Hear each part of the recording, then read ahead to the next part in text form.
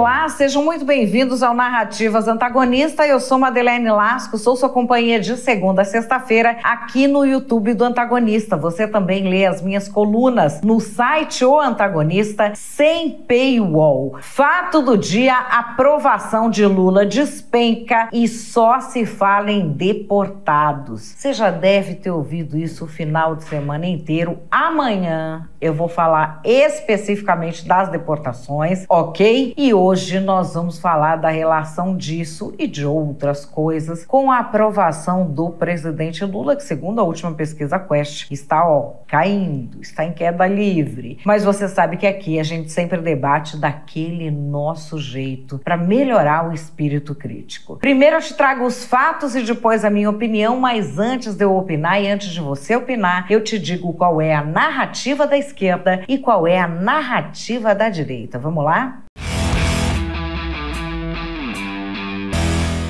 Fato do dia: aprovação de Lula despenca e só se fala em deportados. Que história é essa da aprovação despenca? É o seguinte, pela primeira vez durante esse governo Lula, quem desaprova o governo é um número maior do que quem aprova. Eu vou trazer aqui um fio que foi publicado no Twitter, atual X, pelo Felipe Nunes, que é diretor do Instituto de Pesquisa que conduziu essa pesquisa genial Quest. Olha aí. Forte queda na aprovação do trabalho que o presidente Lula está fazendo. Em relação à pesquisa realizada em dezembro, o índice caiu 5 pontos. Vocês vejam, sobe 2 pontos a rejeição e cai 5 pontos a aprovação. E vamos lá por região. O que é que aconteceu? A deterioração da aprovação do governo aconteceu com mais força na região Nordeste. Em apenas um mês, o governo perdeu quase 10 pontos de aprovação. No Sul, o governo perde 7 pontos. É o pior resultado do governo nas duas regiões. A piora na aprovação também apareceu forte no eleitorado que tem renda baixa. Menos 7 pontos percentuais, caiu 7 pontos percentuais a aprovação na renda baixa. E também na renda média, caiu para menos de 5 pontos percentuais. Os anúncios feitos pelo governo para atingir quem ganha até 5 salários mínimos não parecem surtir o efeito esperado. Perder popularidade no Nordeste e na renda baixa significa que o governo está perdendo base que deixa de defendê-lo. Isso fica evidente quando chega a 50% o número de brasileiros que acreditam que o país está na direção errada. Apenas 39% acreditam que está na direção certa. O que explica? A pesquisa detecta 3 possíveis fatores. Primeiro, Lula não consegue cumprir suas promessas. Esse percentual sempre foi alto, mas chegou ao seu maior patamar em janeiro de 2025. 65% dos brasileiros acham que Lula não consegue cumprir suas promessas. E aqui a conclusão do diretor da Genial Quest. Mais do que gerar esperança, o governo atual produz frustração na população. Vamos aqui agora para uma coisa que pegou para todo mundo, que é a história do Pix. O volume de notícias negativas sobre o governo voltou a se sobressair sobre as notícias positivas. O patamar de janeiro é parecido com o de março, quando declarações sobre a guerra em Gaza, as eleições venezuelanas e na área de segurança prejudicaram o governo. Então, assim, aprovação agora com relação às notícias. Eles perguntam assim: você ouviu mais notícia boa ou ruim do governo?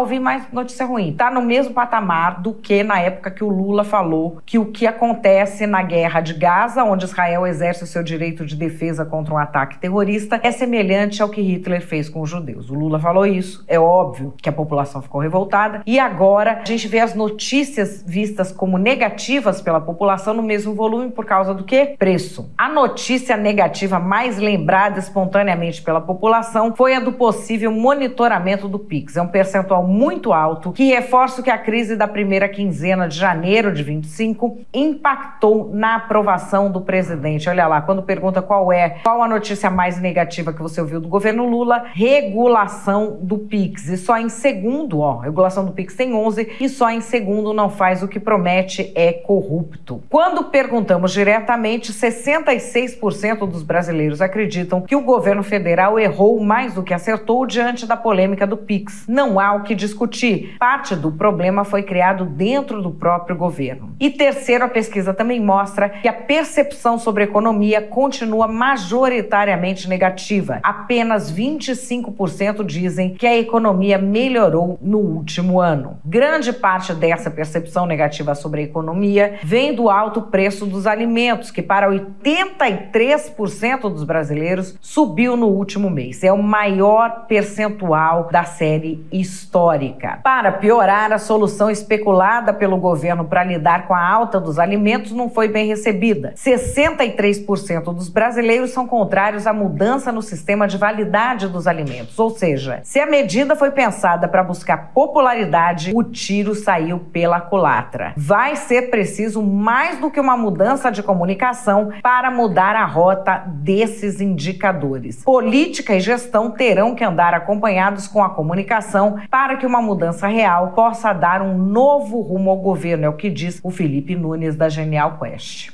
E aqui vamos a um parênteses, que é assim, o brasileiro está dizendo que ouviu tanta notícia ruim do governo Lula, quanto ouviu quando Lula fez aquela declaração antissemita sobre a reação de Israel e a guerra na faixa de Gaza. E aí o Alexandre Borges trouxe aqui uma reportagem interessante, Brasil fora da lista do evento de 80 anos da libertação de Auschwitz. Hoje, 27 de janeiro, a gente relembra as vítimas do Holocausto, porque hoje faz 80 anos que as tropas soviéticas liberaram o campo de concentração de Auschwitz. Existe um evento que é realizado lá todos os anos. Ele é realizado na Polônia com líderes de mais de 50 países presentes. O Brasil está fora da lista de participantes. Eu estive aqui ontem, num ato solene em memória das vítimas do Holocausto que foi feito na Congregação Israelita Paulista, aqui em São Paulo. Estiveram presentes diversas autoridades, dentre elas o governador Tarcísio de Freitas e o prefeito da cidade de São Paulo, Ricardo Nunes. A CIP recebeu esse evento que foi feito em conjunto com a CONIB, a Confederação Israelita do Brasil, a Federação Israelita do Estado de São Paulo, que é a FISESP,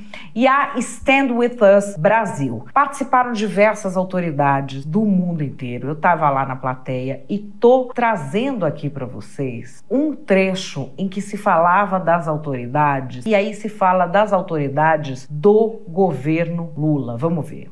Nós recebemos algumas justificativas importantes que eu gostaria só de nomeá-las e vocês vão entender de por que é importante a gente, apesar de tudo, como o Dr. Cláudio Lotenberg, nosso judeu ilustre, fala, nós temos que criar pontes, pensar com a cabeça e não com o fígado. Nós recebemos uma mensagem por parte do vice-presidente Geraldo Alckmin, justificando sua ausência, mas marcando a importância dessa data.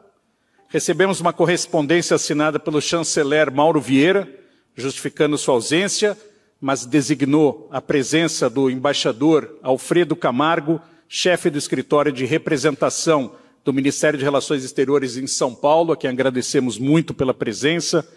As ministras Aniele Franco e Macaé Evaristo, Aniele da Igualdade Racial e Macaé Evaristo dos Direitos Humanos.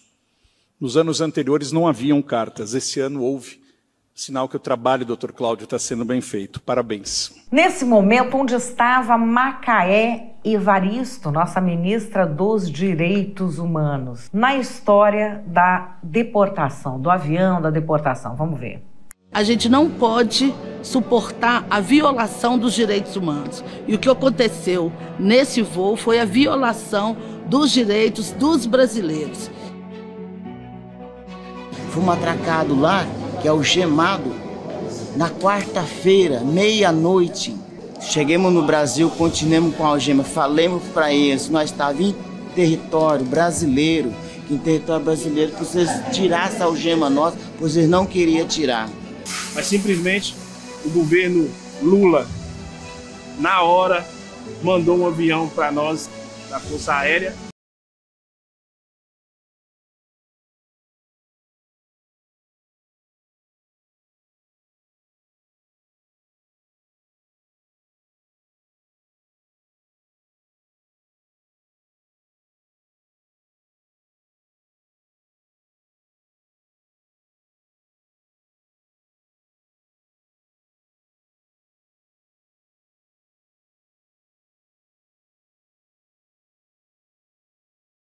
só tenho a agradecer. Isso é muito importante, porque a gente também tem um governo que pode agir em prol do seu povo. Chegamos no Brasil, chegamos na nossa casa, né?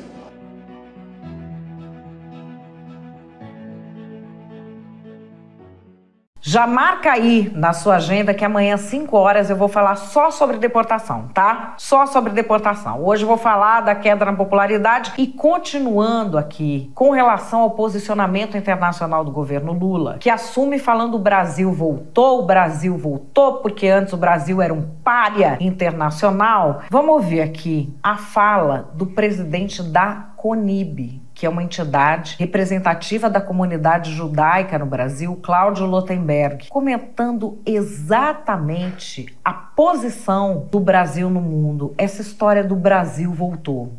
A incapacidade do governo brasileiro de compreender e se posicionar estrategicamente no cenário geopolítico atual é profundamente preocupante.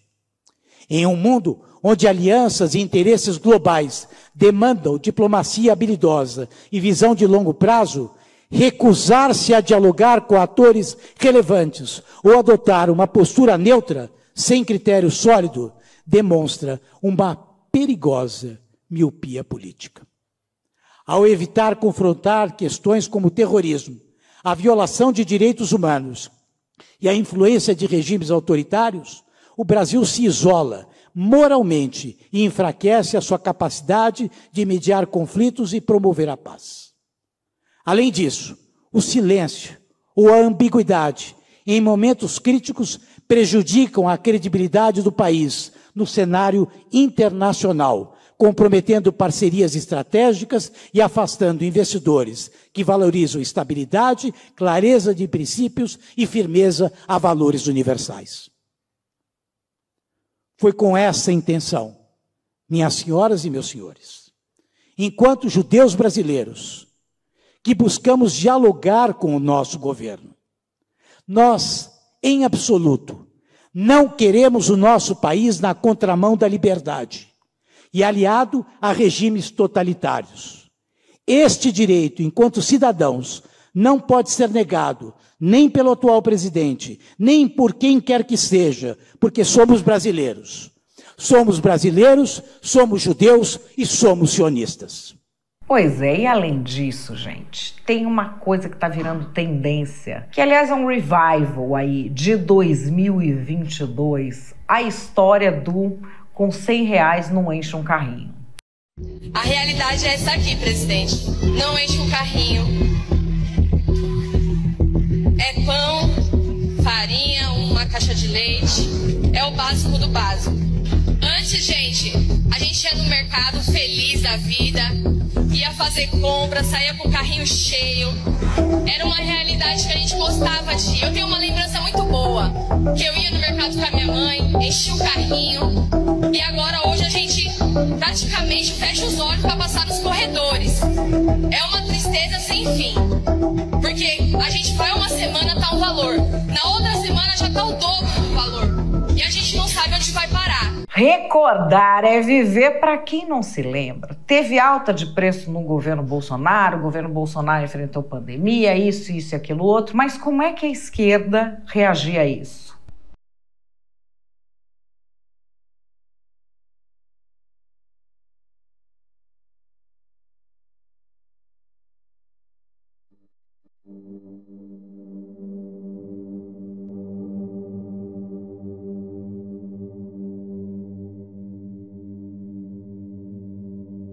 E agora, qual é a situação? Até o governo Lula reconhece que os alimentos estão caros. E nós temos agora um tema muito importante. A gente trabalhou reconstrução e união, agora a gente vai ter que trabalhar outra coisa importante, sabe? É reconstrução, união e comida barata na mesa do trabalhador, porque os alimentos estão caros na mesa do trabalhador. Todo ministro sabe que o alimento está caro e é uma tarefa nossa. É uma tarefa nossa garantir que o alimento chegue na mesa do povo trabalhador, da dona de casa, na mesa do povo brasileiro, em condições compatíveis com o salário que ele ganha. E aí começa o pessoal na internet. Cola lá a manchete do G1, café a quase R$50, entenda porque o preço deve continuar subindo em 2025. E o comentário do Paulo Pimenta lá no governo Bolsonaro em junho de 2022. Desgoverno. Com Bolsonaro, um simples café da manhã está virando artigo de luxo. O custo da primeira refeição do dia subiu 32,16%, com todos os seus itens aumentando acima da inflação. E aí mudaram a comunicação do Lula, isso e aquilo. Gente, olhem só o que saiu no perfil da Janja. Eu queria que vocês me acompanhassem aqui nessa conversa com vocês. Eu estou numa horta aqui na Grande do Torto e estou discutindo como é que a gente vai fazer um reparo nessa horta para ela produzir mais.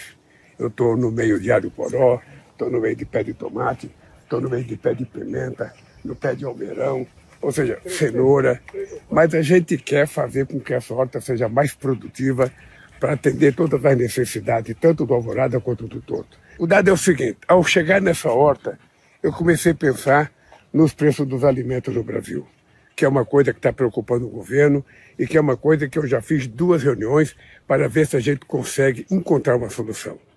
Ô Janja, você está filmando, você pega tudo que eu vou falar.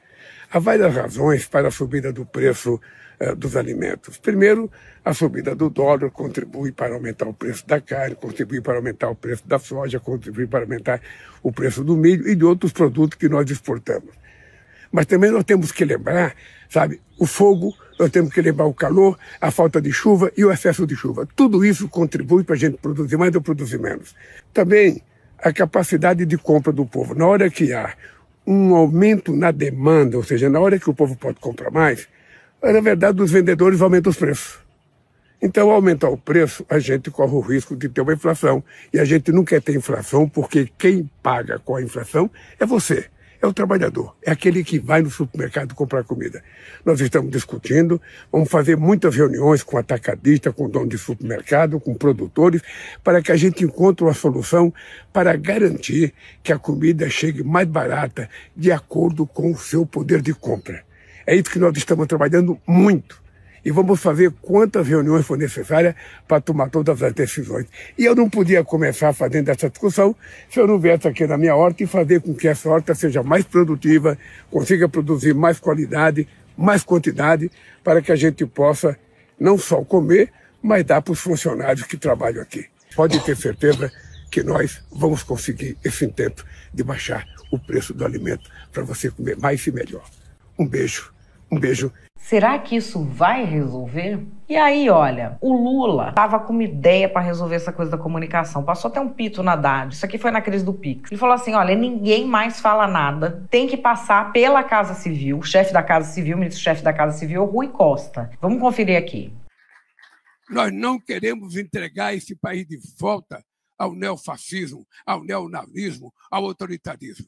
Nós queremos entregar esse país com muita educação, com os meninos mais felizes, agora que nós aprovamos a lei em que as crianças não podem utilizar telefone e celular na escola, porque é um sistema de proteção das nossas crianças, é um sistema de proteção da nossa educação, é um sistema de proteção dos nossos professores e é a gente falar alto e bom som que nós estamos privilegiando a educação, o humanismo e não os algoritmos para fazer a cabeça das nossas pessoas. É esse país, companheiros e companheiras, que eu quero entregar. E por isso, eu quero agradecer a vocês e dizer o seguinte, daqui para frente, eu vou ter 2 discursos, eu não posso falar tudo que eu quero falar, porque eu tenho que ter alguma coisinha para falar no final dessa reunião. Mas o que eu quero de vocês é o seguinte, daqui para frente é dedicação. Mais do que vocês já tiveram. Daqui para frente, nenhum ministro vai poder fazer portaria que depois crie confusão para nós, sem que essa portaria passe pela presidência da República através da Casa Civil. Muitas vezes a gente pensa que não é nada, mas alguém faz uma portaria, alguém faz um negócio qualquer, daqui a pouco arrebenta e vem cair na presidência da República. Então tem que passar pelo Rui Costa, porque se não passar pelo Rui Costa, dá tudo errado. Então tem que passar pelo Rui Costa, que passando pelo Rui Costa dá certo. Rui Costa. Por exemplo, a laranja, vários jornalistas econômicos já fizeram uma tese reportando a diminuição drástica de produção nos Estados Unidos, que é um dos maiores produtores do mundo, em função de doenças na plantação. Nós tivemos também redução aqui no Brasil, em São Paulo, que é um dos maiores produtores do Brasil, também em função de doença. Então o preço internacional está tão caro quanto aqui. O que é que se pode fazer? Mudar a fruta que a gente vai consumir. Em vez da laranja, outra fruta. Então, porque não adianta você baixar a alíquota, porque não tem produto lá fora para colocar aqui dentro. Nossa, agora vai, né, gente? Esse homem aí sabe não criar crise. Olha aqui, Cabo Júnior Amaral. Picanha, abóbora, alface, café e laranja e carregando tudo que o governo Lula vai comprar. E continua aí a vereadora do MBL aqui em São Paulo, Amanda Vettorazzo, fazendo compras no mercado. Isso aí é uma trend que tá no TikTok, tá no Instagram, tá no Twitter, que é o pessoal mostrando o que tá pagando nas compras. Será que dá pra fazer um almoço básico com 100 reais do governo Lula? Vamos ver aqui no mercado. Arroz. R$ 37,39. Piloto legal. R$ 10,39. Eu nem comecei a comprar e já tem quase 50 reais aqui. Bora pegar uma farofinha. R$ 14,19. Mas é importante, né? Farofinha na mesa do brasileiro. Tomate, R$ 8,79. Alface, R$ 8,99. Nem tá bonita. Como não deu pra comprar picanha e nenhum tipo de carne, a gente vai ter que comprar um ovo mesmo. R$ 20,99. Lula, você prometeu picanha, prometeu a cervejinha, mas na prática é isso. Com R$100 a gente não consegue comprar o básico. É exatamente assim que tá o carrinho do brasileiro, vazio. E para arrematar, Jair Bolsonaro, prepare o bolso, gasolina ficará mais cara a partir de 1º de fevereiro. Gente, será que é por isso que o governo Lula só tá falando de deportação, que o Trump mandou, que isso, que aquilo? Calma, calma, que antes da gente opinar, de você opinar, de eu opinar, a gente vai para as narrativas. Você já foi pesquisado? Eu desconfio demais quando a grande mídia, que é porta-voz da elite brasileira que odeia pobre, vem dizer que a popularidade do Lula caiu. Você já viu alguém que fez o L deixar de ter orgulho de fazer o L por causa de mentiras da Globolixo? Eu sinceramente não acredito nessas pesquisas. E a gente vê tudo que o governo Lula está fazendo pelo Brasil, além de ter uma primeira-dama empoderada como a Janja, que está colocando as minorias no centro das políticas públicas brasileiras e ressignificando o papel da mulher. Houve um problema com preços dos alimentos? Sim, e o presidente Lula está equacionando. Agora, qual é o grande problema? É fake news. É o transfóbico Nicolas Ferreira com a fake news do Pix. E é por isso que a gente precisa urgentemente regulamentar as redes sociais. É para isso que eu fiz o L. Faz o L. Ué, tão arrependidos agora? Nós, patriotas, avisamos que ia entrar o PT. O PT entra, a economia vai pelo ralo. Por quê? Porque o PT é uma máquina de falir o Brasil e de roubar. E aí foi isso que aconteceu. E agora estão arrependidinhos. O que eu tenho a dizer? Bem feito! A direita não precisa do voto de vocês. Nós avisamos, vocês não quiseram ouvir, que tomem na cabeça agora. Eu tô gostando de ver o desespero de quem fez o L, passando com um carrinho de mercado, bota 100, bota 200 reais, você não fecha um almoço direito. Não tem dinheiro que pague conta de mercado. Faz o L bastante você agora, isentão. Não tá feliz de ter assinado a cartinha pela democracia? Se tivessem feito campanha pelo Bolsonaro, nada disso estaria acontecendo. Faz o L.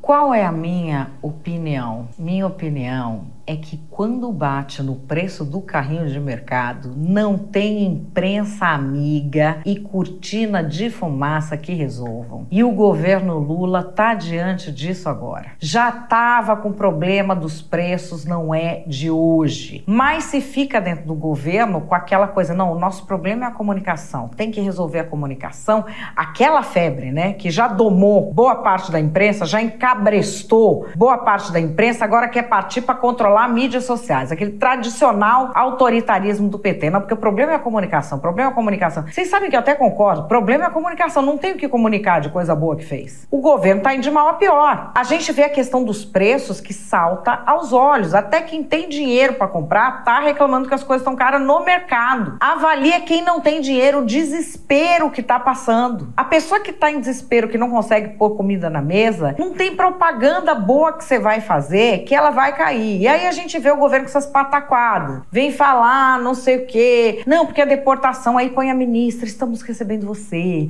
Aí fala, não, porque é contra o acordo do Brasil e Estados Unidos, o negócio de pôr algema. Estão chegando de algema desde 1986, faz 40 anos. Terceira vez que o Lula é presidente. Nunca reclamou disso, por quê? Porque os outros deportados não valiam nada? Vou falar disso amanhã melhor, mas aqui eu vou voltar à questão do presidente. Agora, a gente teve a coisa do PIX, a crise do PIX, que o governo fez tudo errado. Primeiro, ele anunciou uma medida que deixou as pessoas ressabiadas, por quê? Porque as pessoas não confiam no governo com questão de imposto. Não confiam. Então, o que é que aconteceu? Ele falou, vamos mudar o monitoramento do PIX. Em vez de monitorar transações acima de R$2.000 nas instituições bancárias, a gente vai monitorar até R$5.000 mensais de transação. Passou de R$5.000 mensais, mesmo que seja um centavo, passou de R$5.000 mensais, a gente monitora e não vai ser só nas instituições bancárias regulares. Vai ser também nesses bancos eletrônicos e isso e aquilo,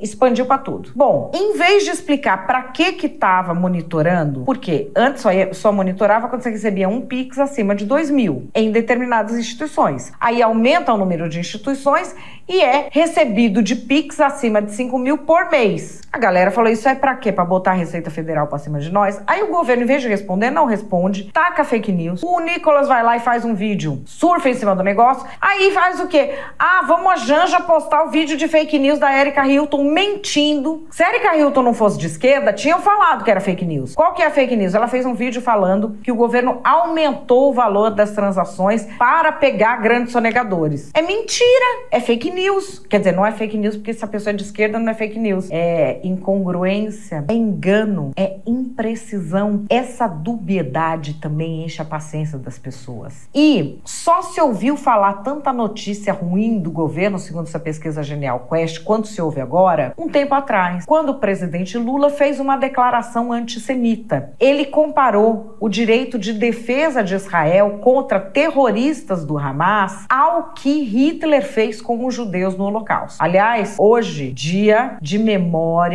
das vítimas do Holocausto. Hoje, 80 anos da libertação do campo de concentração de Auschwitz. Quando Lula toca num assunto tão importante, tão profundo, fazendo lacração e repetindo o discurso de terrorista, ele tem uma queda na popularidade. E não reverte essa história. Teve aqui em São Paulo, eu estive lá, a celebração dos 80 anos da liberação do campo de concentração de Auschwitz, dia de memória às vítimas do Holocausto, com vítimas do Holocausto que estiveram lá conversando com a gente, com sobreviventes também do Festival Nova, do ataque terrorista do Hamas, e não tinha representante do governo Lula. Como não tem na celebração de hoje, tem 50 países, lá na Polônia, onde ficava o campo de concentração de Auschwitz, e não tem o Lula, que entrou falando o quê? Que ele era o Brasil voltou, que ia ser que nem era da outra vez. Enfim, nós temos aí gente no governo que até prefácio de livrinho do Hamas escreveu. Então assim, com esse tipo de coisa, não adianta. As pessoas veem, elas ficam chocadas e elas estão sentindo no carrinho de compra. Então, boa sorte ao governo Lula de criar factoide, de querer pintar o Trump como se fosse o demônio para se sair de bonzinho. Não tem jeito. Tá numa crise que só vai reverter com ação.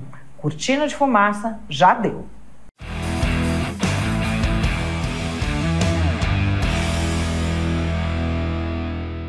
Bom, pessoal, Narrativas Antagonistas vai ficando por aqui. Espero que vocês tenham gostado da edição de hoje. Eu tô de volta amanhã às 5 horas da tarde.